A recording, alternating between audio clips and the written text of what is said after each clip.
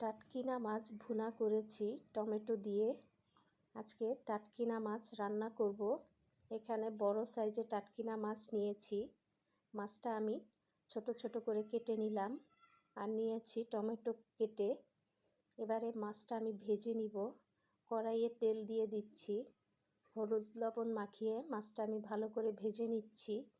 এই মাছটা খেতে অনেক সুস্বাদু, কিন্তু কাটা বেশি। তো আমার কাছে মাছ খেতে বেশ ভালোই লাগে। সব ধরনের মাছ আমি খেয়ে থাকি, সামুদ্রিক মাছ বা নদীর মাছ, তবে চাষের মাছটা খুব কম খাওয়া হয়। তো মাছ ভাজা এক পাশ হয়ে গেলে উল্টে দিব।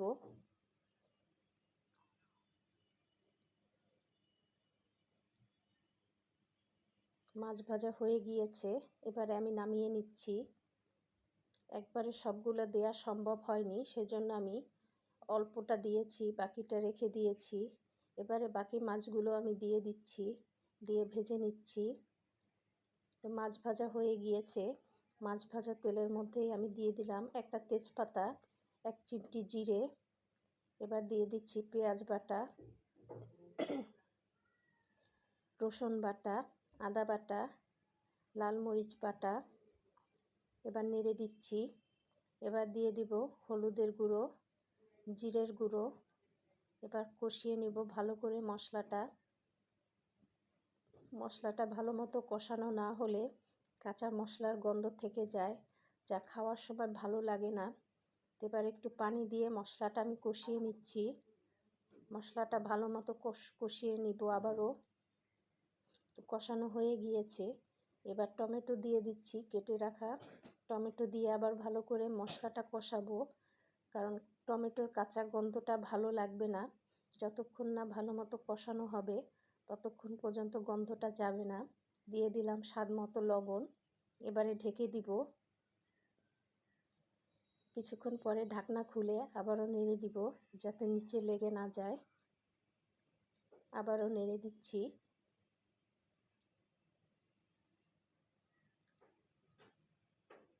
ভালো করে নেড়ে দিচ্ছি। আর টমেটোটা এভাবে চামচ দিয়ে একটু চেপে চেপে দিচ্ছি নরম হওয়ার জন্য।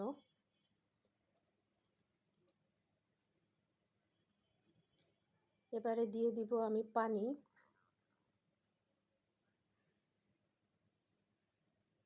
পানি দিয়ে নেড়ে দিচ্ছি।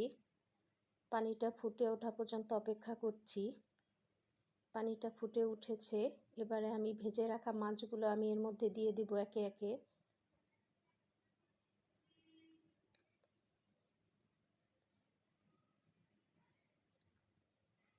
এটা দিয়ে দিচ্ছি মাছের ফুসফুস, যেটা দিয়ে আর কি মাছটা পানিতে ভেসে থাকে।